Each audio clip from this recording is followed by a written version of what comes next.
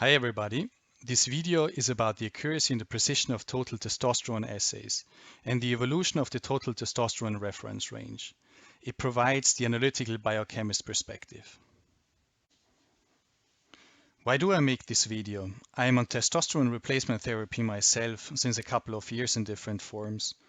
And when I watch different podcasts and when I browse through different web forums, targeting men with symptoms of low testosterone or men on testosterone replacement therapy, the following statements can be found quite frequently: that the reference ranges are manipulated intentionally, that 1000 nanogram per deciliter testosterone has always been 1000 nanogram and it will always be 1000 gram, same as an inch will always be an inch. There is no way that 1500 nanogram per deciliter in 2007 is now 900 today because of a different assay. I can see how the assays could be more accurate, but seeing a 30% decline in testosterone from one test to another is not possible. If 1500 was physiological in 2006, then why shouldn't 1500 be physiological in 2020? And the lowering of the upper level of the reference range is a clear indication that testosterone's level declined. With this video, I want to explain why different assays deliver different results and why testosterone results from one lab can be easily compared with another. I want to explain why harmonized assays and reference ranges are needed.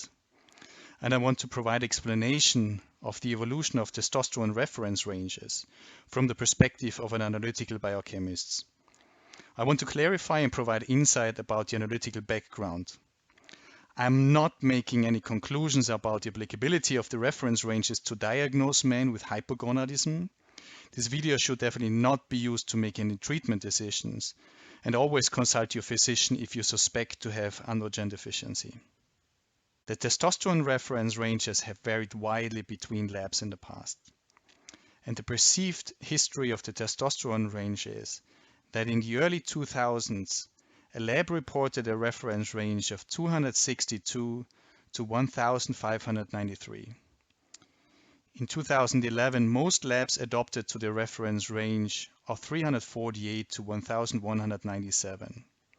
And in 2017, most labs adopted a new reference range of 264 to 916. And this lowering, especially of the upper level of the reference range over time from about 1600 to 1200 to 916 now, seems to be raising a lot of uncertainty in many men. So before I go on and talk about the reference ranges, I need to provide you some basic principles of the immunoassays and the LC-MS system, the two most commonly used assay types to measure total testosterone. So the most frequently used type of immunoassay is the competitive binding immunoassay. And the assay works as the following. You have your testosterone in your sample, and the testosterone in your sample competes with a so-called tracer molecule, which is a ruthenium-labeled testosterone derivative. And it competes to the binding of a testosterone-specific biotinylated antibody.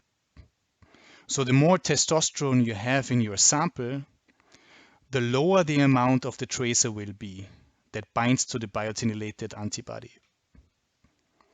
After a washing step, the biotin-labeled antibody is bound to magnetic streptavidin microparticles. And this immunocomplex binds to the cell wall of the measuring cell, to the surface of the electrode. When applying electricity, light is emitted. And the light intensity is directly proportional to the testosterone concentration. The light intensity will be higher if there was lower concentration of testosterone initially in the sample, and the light concentration will be higher when the testosterone concentration in the sample were lower and more of the tracer was bound to the antibody. And this is how such an analyzer looks like. The second most widely used assay is the liquid chromatography mass spectrometry assay. So after some preparatory work on your sample, the analytes in your sample are separated on a column. And then they are injected into a mass spectrometer. Now, the MS system is basically something like a molecular balance. It is able to measure the molecular mass of an analyte, of a molecule, and is also able to separate these molecules based on their mass. And the readout looks as following, as illustrated in here.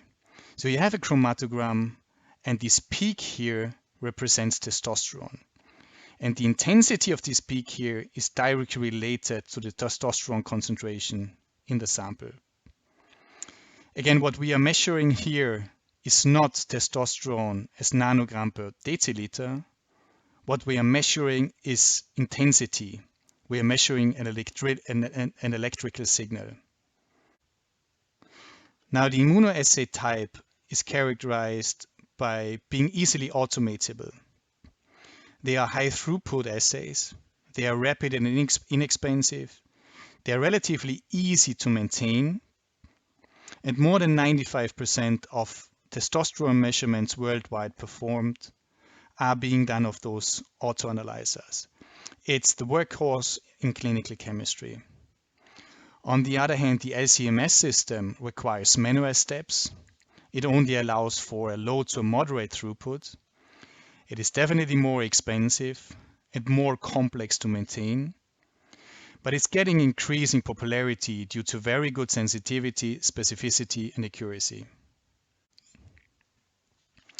Now, as mentioned before, what is really important to understand is that the response of the analytical system needs to be translated into testosterone concentration, and the response of the analytical system is either light intensity or electrical signal. Now, what you need to do in order to be able to translate this into testosterone concentrations like nanogram per deciliter, you need to establish a so-called calibration curve. And the calibration curve is established by measuring well-defined levels of testosterone of a calibrant, and then establish the correlation between the detector signal and the testosterone concentration in the sample. And this is what is shown in here, basically. So you measure different concentrations of testosterone, well-defined concentrations, and you correlate that with the response of your detector. But it is really important to understand, whenever there is an offset in the concentration of your calibrant, you're automatically getting an offset in your testosterone concentrations. So the same detector response provides you different levels of testosterone concentrations, and that's very important to understand. Now, some more basic principles of analytical chemistry. There are a couple of very important definitions that we need to explain in order to make us able to describe an analytical assay. So what we are talking about here is a single type of assay on one type of instruments. And we need to define these. What is accuracy? How well does the measured level of testosterone agree with the true level? Intra-assay precision. How reproducible is the assay within the same lab? And reproducibility is how reproducible is the assay, the same assay, but being used at different labs. Now, this graph here illustrates what accuracy and precision means. So that would be an assay which is characterized by having high accuracy and high precision. So the true level, the true testosterone concentration is measured. So that's why it's called high accuracy. And there is very low variability, so high precision. This assay is characterized by having a low accuracy because all of the samples are off from the true value, but it has a high precision. This assay is highly accurate because the mean of all the individual measurements is actually in agreement with the true testosterone concentration, but it has a very low precision because all the different values, they scatter around the mean. And this would be an assay being characterized by not accurate and having low precision. Basically, the mean is off from the true value, and their variability is quite considerable. So this is describing one single assay. And that needs to be differentiated between how we describe different assays. And that's what we call inter-assay variability. So it basically answers the question, how comparable are the results between different assays? So these assays here, so they are the results of different assays. They are highly comparable. They have very low inter-assay variability, and each assay shows excellent accuracy. That's what we would like to have in analytical chemistry.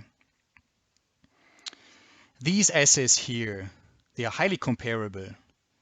They have low inter-assay variability, so they all pack together, but each assay shows low accuracy. They are all off from the true value. In this scenario here, we would have assays which only show a very weak, which only show a very weak comparability. They are characterized by having high inter-assay variability, so they scatter around, but they have quite, and the individual assays show between good and low accuracy. So that would be an assay showing a good accuracy, that would be an assay showing a bad accuracy. And that's kind of the situation that we have with the immunoassay types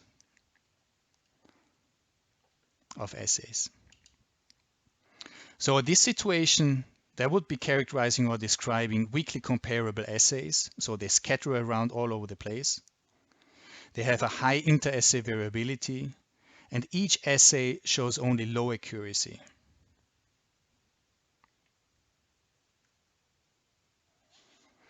So another definition, we need to define how do we describe mathematically the variability. And that's why we need to define and explain the coefficient of variation, CV. So what does that mean? And what are typically observed coefficient of variations in testosterone assays? The coefficient of variation is defined as the ratio of the standard deviation, sigma, to the mean. CV is also called relative standard deviation, RSD. And it shows the extent of variability in relation to the mean of the population. Here are 3 examples. And the 3 examples, they illustrate a typical observation when we are comparing measurements within one assay in the same lab. So that's intra-assay precision, same assay, same lab. Here these black dots, they represent individual measurements. And they would be like 18 nanomole per liter, 17, 17, 17, 16, 16, 16. And the mean of all measurements is 16.7. So here is the translation into nanogram per deciliter. The standard deviation is 0.8. And the relative standard deviation, so the CV, is 5%. So that's actually a very good assay. This example here is describing the typical, what we typically observe with regards to reproducibility. So it's the same assay being run and operated in different labs. And this would be the individual results here. So it's using the same assay, but in different labs here. And it's the same sample. We again have a mean of 16.7. The standard deviation is 2.7. And the relative standard deviation, the CV, is 16%. So they scatter around substantially more than when we perform the same assay in a single lab here. And that's what we typically observe. And we can translate it into some statistics here. So assuming that we have a normal distribution of the results, what basically this means is that we can expect 70% of the results to lie within plus minus 1 standard deviation here. So if the true value is at 16.7, we can expect 70% of all measurements that we do within a range of approximately 18.5 to 14. So that would be the range where 70% of the measurements fall statistically. Now the third situation describes a situation that we typically observe when we compare different assays in different labs. So it's always the same sample, one single sample, but being measured in different assays and in different labs here. And we see a significantly wider scattering of the results here. So the mean is slightly off. That's what we typically observe also in immunoassays. It's slightly lower than the mean with one assay. It's the bias between individual assays. The standard deviation is also significantly higher at 4.2, and the relative standard deviation is 30%. And so again, when we have a true value of 16.7, and when we measure it in different assays, what we observe is basically most of the times an underestimation of the sample. And in this case here, 70% of the samples of the results of the same sample would be lying somewhere around 18.5 nanomole per liter and 10 nanomole per liter. So it's actually quite a variability when we measure the same lab, the same sample in different labs using different assays here. That's what would we expect. So in the next couple of slides, I would like to show you a couple of examples that were published in the scientific literature that deal or they try to answer the question of how accurate, how comparable, and how precise testosterone assays are in the routine practice. So this study here was published by Boots et al. In 1998 in Fertility and Sterility. So here, that's the reference here. And it looked into 36 samples, and these 36 samples were measured with 7 different immunoassays. There were 6 different commercially available immunoassays and 1 in-house assay, and that's represented here in these lines, and the commercial one are presented in circles. So the 36 patients are differentiated into the different groups of sex hormone binding globulin, but that's not of relevance for our discussion here. What is quite interesting to see is actually how wide the results scatter. So it's one lab, but different assays here. So for example, in this patient here, that's one sample. The results of the measurement were between 20 nanomole per liter and roughly 36 nanomole per liter. In this patient here, the results are between roughly 14 nanogram per nanomole per liter to almost 14 nanomole per liter. And so in summary, the intra-assay precision, so the precision, the variability of one single assay range between 8.9% and 21.2%. The inter-assay variability, so the variability, the difference between the assays, was much larger. It was between 26 and 41%. And the difference between the lowest and the highest result was up to 800%. So that's a second example published in 2004 by Wand et al. And they also showed quite an interesting table of the results of the College of American Pathologists. They run a quality control program in which a single sample is measured in different labs using different instrumentations. And what they observed was a reproducibility of the assays. So coefficient of variation of the same assay operated in different labs was between 5.1% and 22.7%. So that's quite a significant difference here. And when we look into this table, for example, so these are the different instruments, the different assays here. And so for example, here, this auto vitro system that showed actually a quite low, high reproducibility of only 5.6% CV. The Roche system showed also quite a high reproducibility of 6.6% CV. But this system, for example, the diagnostic system, showed actually quite a high CV of 22.7%. The authors also identified a systematic bias between the instruments, between the methods. And the mean value of the samples varied between 211 and 353 nanogram per deciliter among the different instruments and methods here. So when you have the same sample measured multiple times on the Roche system, the outcome of the measurements was almost 350 nanogram per nanoliter. And if you have the same sample measured several times on the DPC Immunolyte 2000 system, the average outcome was 211 nanogram per deciliter. So that's quite a significant intra-assay variability and also bias. And the lowest measured result of the single sample was 160 and the highest 503.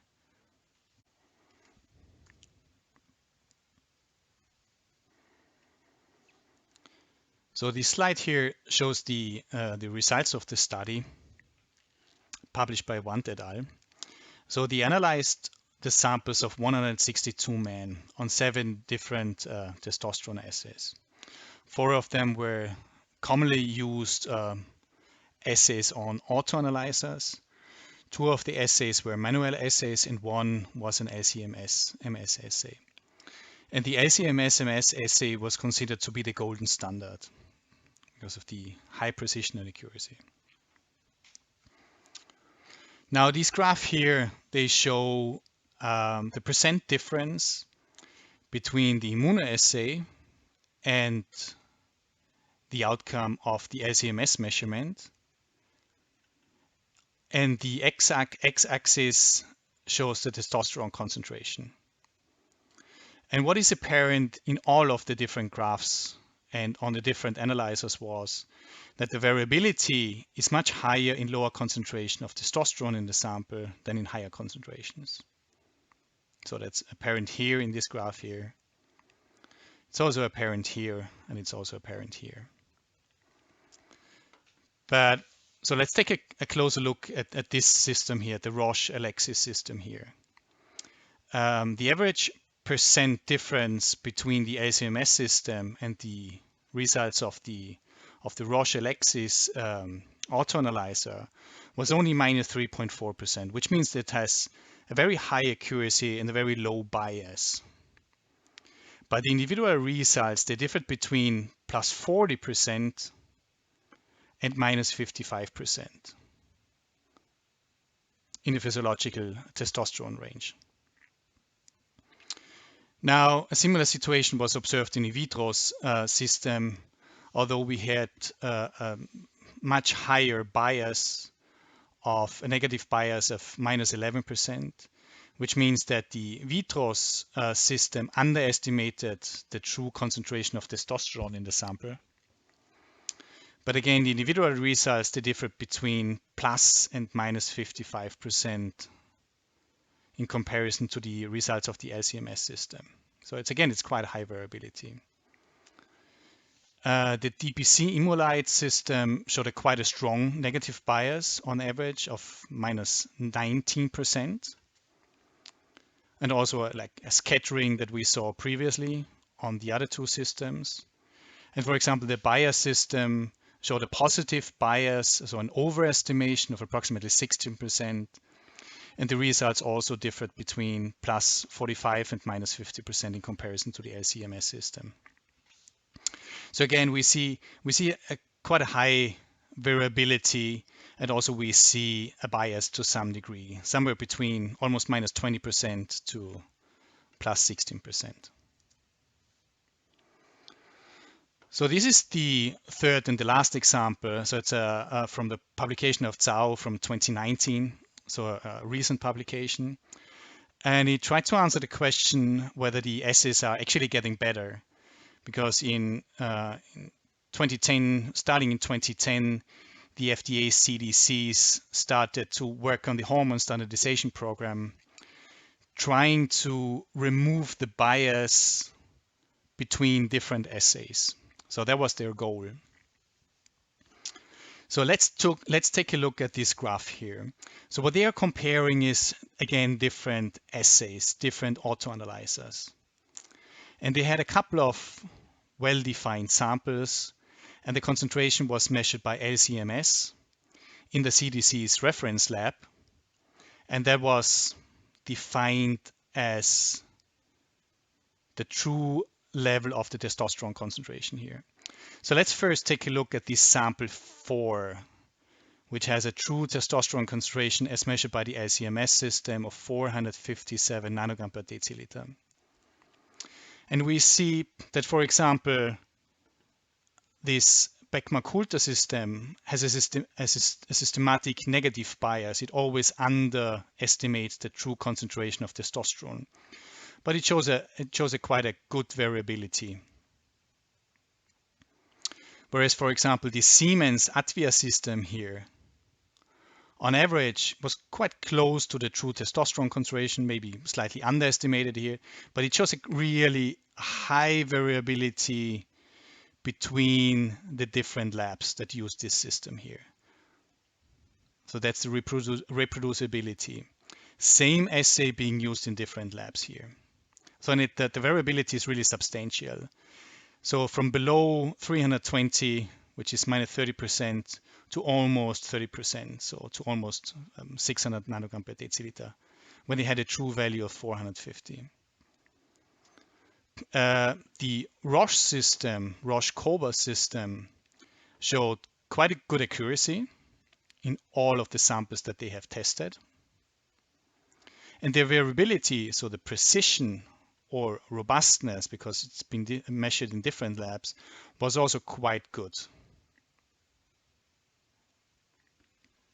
So the intra-assay CV of the different assays instruments was between 3.5% and 16.4% in these highest concentration samples.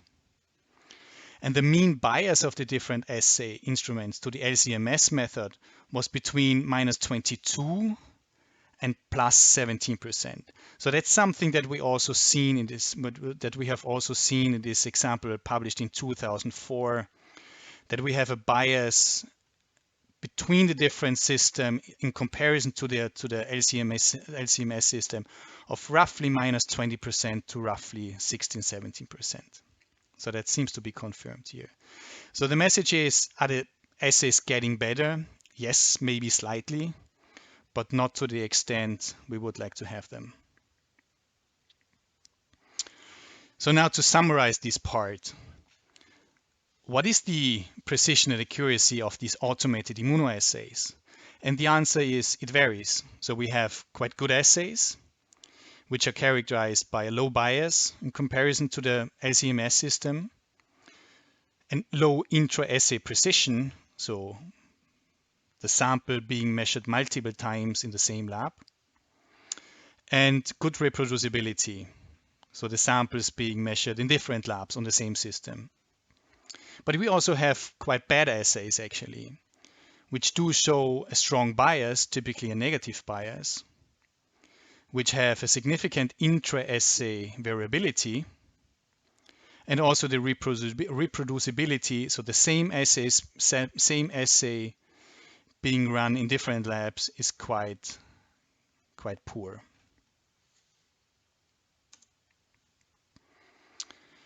So seeing it from a statistical perspective and trying to answer, where would your sample lie if you measure the same sample in 2 different labs and they use 2 different assays? And for this graph here, I used an example of this Zhao publication in 2019 here. So we have an assay A, which shows quite a poor precision, a CV of 10%, and a negative bias of approximately 20%. And we have another assay, assay B, with a good precision, CV of 4%, and only a minor bias of 1%. And the true concentration is at 534 nanograms per deciliter as measured by the LC-MS system. So that's actually that's a true example extracted from this Zhao application here. So using this assay here, the assay B, would give you, if you measure 100 times, if you measure the same sample 100 times in this lab here, the mean of these measurements would be quite close to the 534. So a very low bias. and 70% of the measurements would be somewhere around 515 to 550. So good precision. If you measure the same sample in a different lab with a different assay, again 100 times, you would end up with a mean concentration as determined by this immunoassay of roughly 420 nanogram per deciliter. So a significant bias between those two results in the mean. 70% of your results would be somewhere around 380 to 460. But there is also a significant portion, 15% of your results would be somewhere in the range of 300 to 380. So to summarize, if you have a single sample with a true testosterone concentration of 330 nanograms per deciliter, measured in 2 different labs, operating 2 different immunoassays on 2 different autoanalyzers, the results can vary as far as 300 nanogram per deciliter versus 600 nanogram per deciliter. So that's the worst case.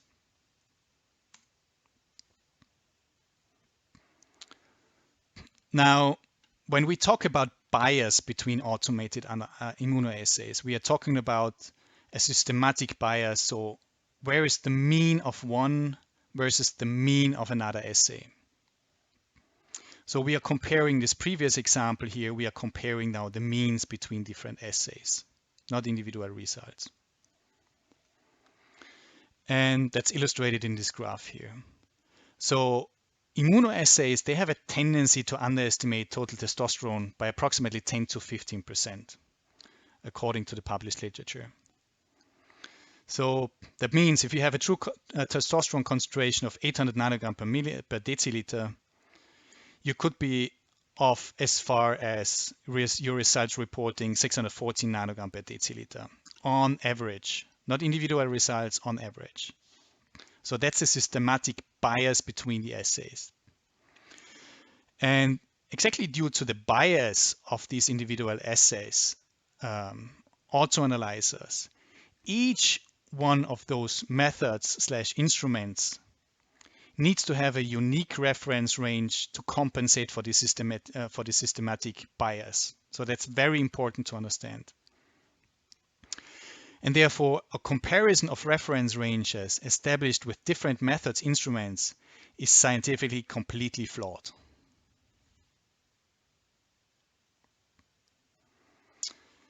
So there has been an interesting publication where the corresponding author was Abraham Morgenthaler, and it's published in 2006 in the Journal of Sexual Medicine.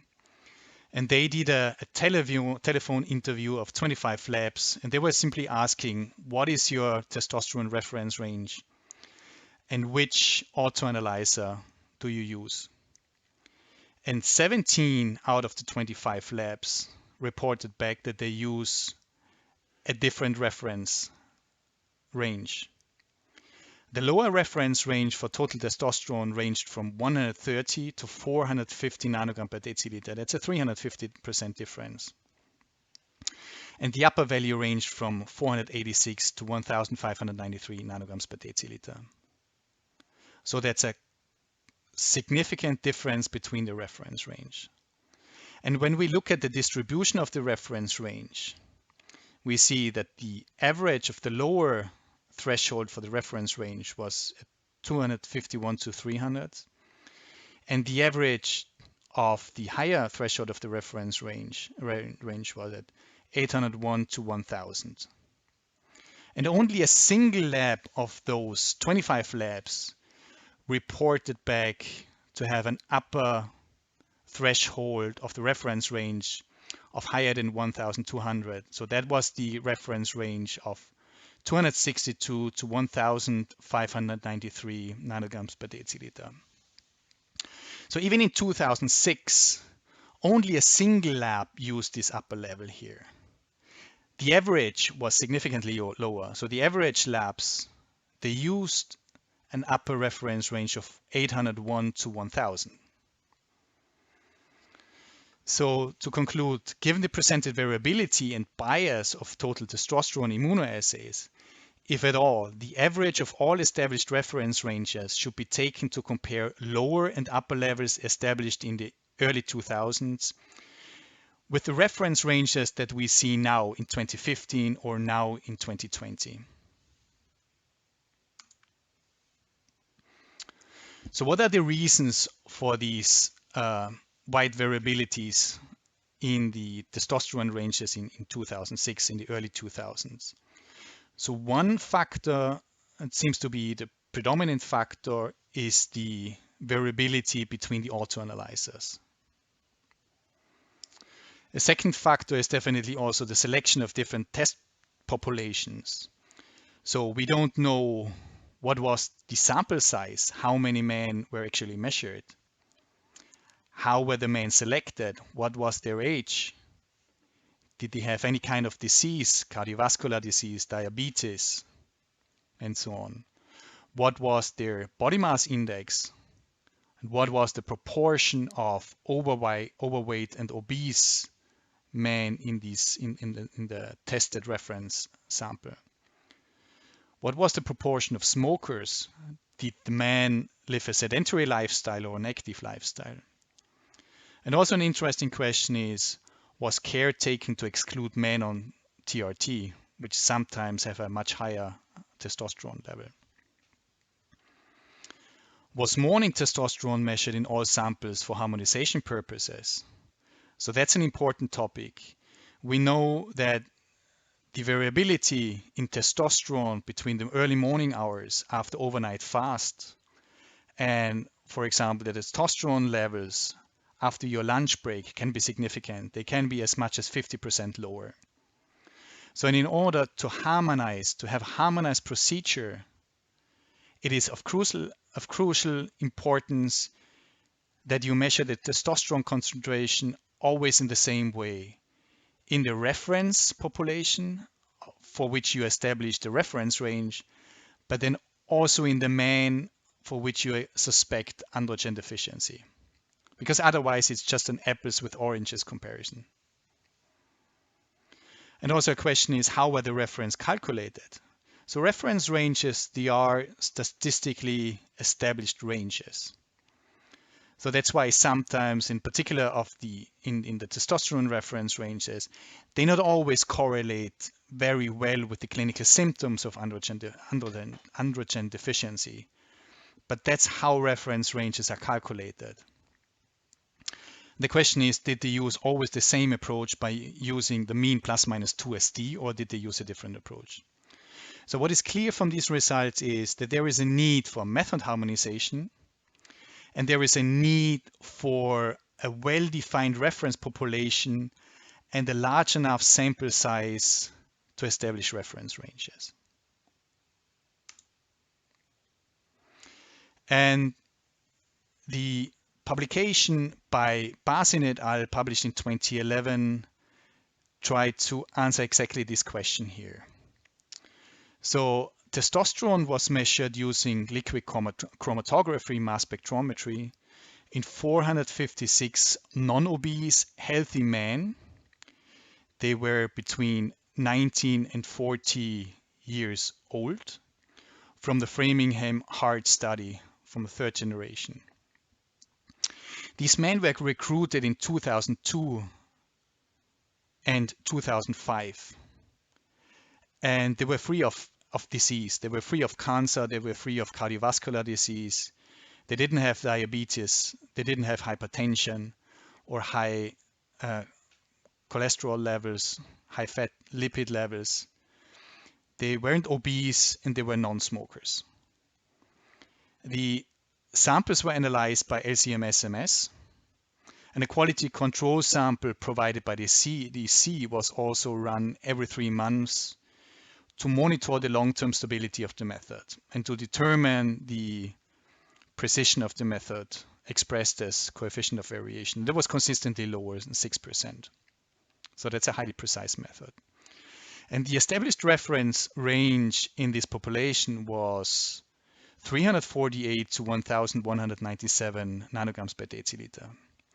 So just a quick sidestep. Again, I'm not an MD, but it is interesting what they say in the publication is that the proposed reference ranges represent the essential first step in defining androgen deficiency syndrome in men. The data here define only a potential reference interval from a general population. How well these discriminating thresholds can be applied to clinical diagnosis of androgen deficiency syndrome needs further validation using receiver operating characteristic curves in clinical population. And that's basically the outcome of this study here. So the calculated reference range using the 2.5 and the 97.5 percentile were, as I mentioned before, 348 to 1197 nanograms per deciliter. And these reference ranges were then subsequently, after the publication came out, also applied by a number of different labs worldwide. And what we see in here in this graph is the mean of the different age populations, age groups, and the 75th percentile and the 25th percentile. But what was quite interesting to see is they also made a comparison of their results from the Framingham population to the outcome of the EMAS population and the EMROS population. So there were two studies conducted in Europe, the European Male Aging Study and the Osteoporotic Fractures in Men study. And it was quite surprising because the outcomes of the EMAS and the EMROS studies were always lower than the outcomes of the Framingham study. So approximately 150 to 200 nanograms per deciliter. So consistently in all different age groups. And they say that the testosterone level in the EMAS and the EMROS samples were measured using GCMS. The assays used for measurement of testosterone in EMROS and EMAS, they have not been cross-calibrated by exchange of samples. These reference ranges generated in a reference sample of healthy, lean young men of the Framingham study population cannot be applied to other assays in other laboratories without appropriate cross-calibration of assays. The CDC testosterone standardization effort addresses this challenge and will facilitate the application of these reference ranges across laboratories. And that's important to understand. So remember the slide that I showed you initially about that the assays, they give us either electrical readout or light intensity. And this light intensity or this electrical signal, that needs to be translated by using a calibrant to the actual testosterone concentrations in nanogram per deciliter or in nanomole per liter. And if this calibrant is off and we are using different calibrants in different assays, in different studies, you will always have a bias between the results of these different assays. And that's exactly why it's so important that the CDC came up with this hormone standardization program, because they are providing a single calibrant which is to be used in all different assays.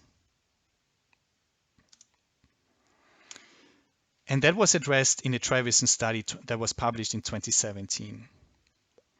So testosterone was measured in the early 2000s in 9,054 men from 4 different cohorts from the USA and Europe.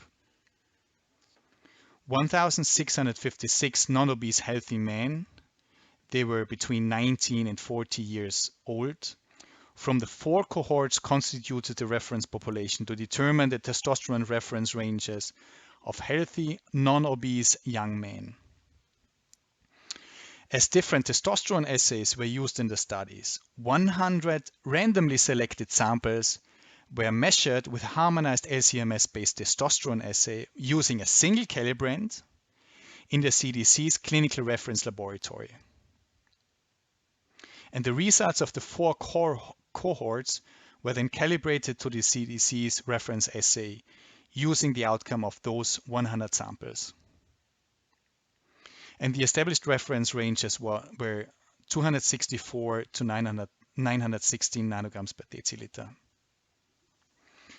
So let's take a deeper look into this publication here. On the left side, we see a correlation plot between the outcome of the Framingham study and the testosterone concentration as measured in the Travison study, so by the CDC, using the CDC's newly established calibrant. And what we see is that there is a systematic overestimation in the Framingham study in comparison to the CDC. So a perfect match would be along the blue line here. But there is this consistent systematic overrepresentation here. And that's also illustrated in this differential plot here on this side here. So there is an approximately 140 nanogram per deciliter offset between the CDC method and the Framingham study. And that needed to be taken account for. They, of course, also measured 100 samples from the EMBRO study and 100 samples from the EMA study in order to allow them the outcome of those studies to the CDC's calibrant. Because essentially, if you don't calibrate them to one single calibrator, it's still an apples to oranges comparison, and you want to compare oranges with oranges. So, and that's also quite nice here because they have seen that the Framingham study, so Bhasin et al., overestimated the samples in comparison to the EMROS and EMA study. And if we go back to the outcome published by Bhasin et al., that's exactly what we saw here. So results of the Framingham study were always higher compared to the EMAS and the EMROS study. And the EMROS study had a significantly higher bias in comparison to the Framingham study than the EMA study here. So to conclude, the samples measured by the Bhasin et al. 2011 study showed a systematic bias of approximately plus 30% in comparison to the newly established CDC method using the newly established calibrant. And the samples measured in the EMROS study showed a systematic bias of minus 70%, and the EMA study results showed a systematic bias of only 4%. And that was calibrated using one single calibrant released by the CDC. So the question is, how stable are the reference ranges between different regions and cohorts? Because quite frequently, I also read the comment, well, these reference ranges, they only established on 400 men. So how comparable are these 400 men to the entire population of Europe and the US? And it's actually quite interesting because you take a completely independent cohort, as for example here, like the CBLOS and the Framingham study, and the outcome is really in very good agreement. So that's the 25th percentile. That's the 2.5 percentile, and that's the 97.5th percentile. So that's the reference range here. And the comparability between the different cohorts is also given in the different age groups. So here in the age groups 40 to 49, so completely randomly assigned men from different regions in the world basically quite nicely represent the population of the other cohorts. Are there other factors at play that impacted the upper level of the reference range between the Bhasin 2011 study and the Travison 2017 study? So the upper range changed from 1,197 to 916 nanogram per deciliter. And we know that the use of the CDC method calibrates the 1,197 nanogram to approximately 956 nanogram. So that's illustrated in this graph here.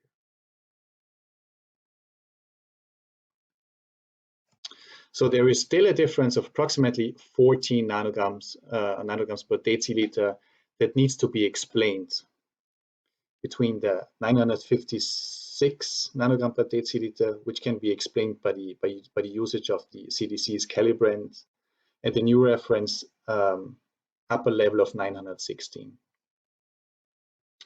And we can take a closer look at the study design of those two studies. Now, We have to keep in mind that Bhasin and Travison recruited their study population at the same time period, was in the early 2000s. So any potential decrease in testosterone levels doesn't play any role here.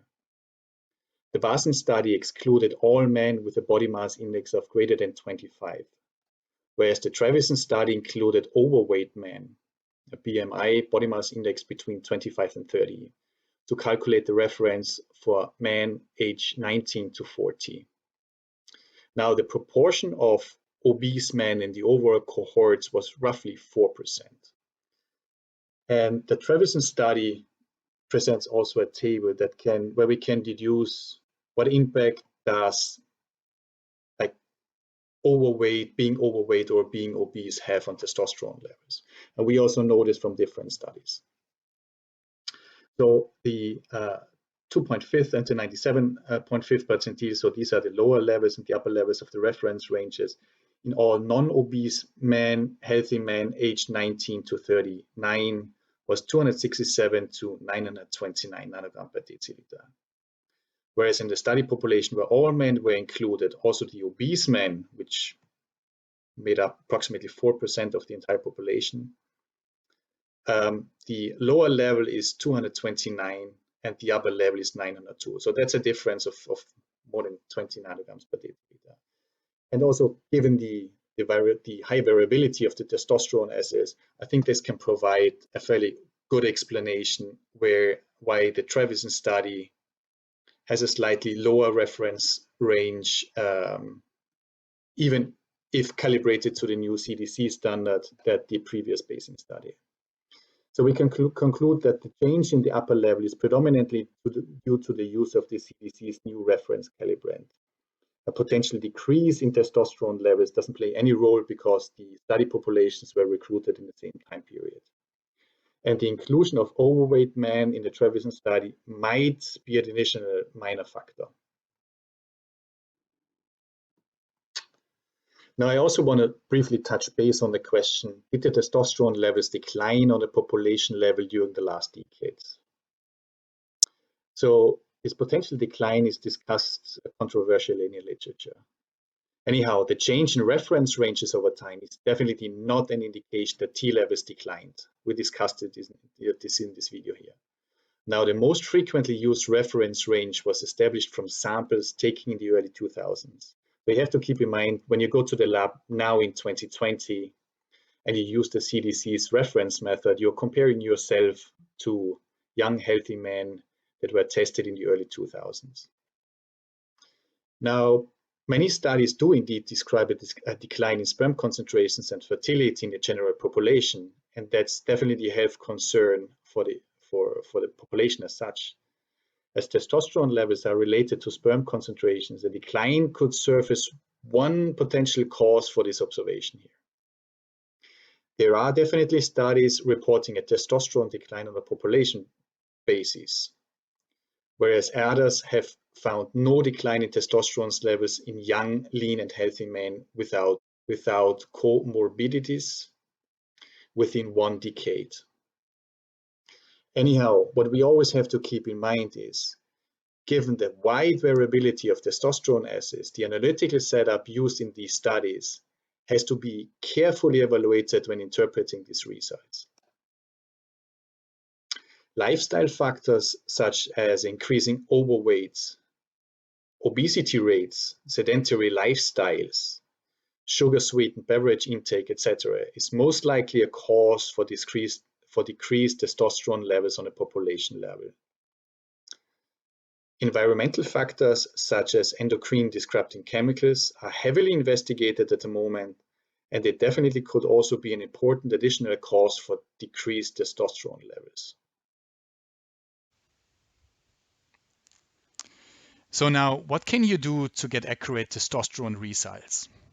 So I think the most important message is always stick to one lab using one assay. This will ensure best comparability between results. If possible, choose an LCMS-based assay, which is calibrated to the CDC's reference method and calibrator. So you can go to the homepage of the CDC of the Hormone Standardization Program. click on certified participants, and you can open this PDF here, and this PDF lists all the different labs which are participating in the hormone standardization program. And it also provides additional information about what are the criteria that have to be met in order to fulfill the requirements set forth by the CDC.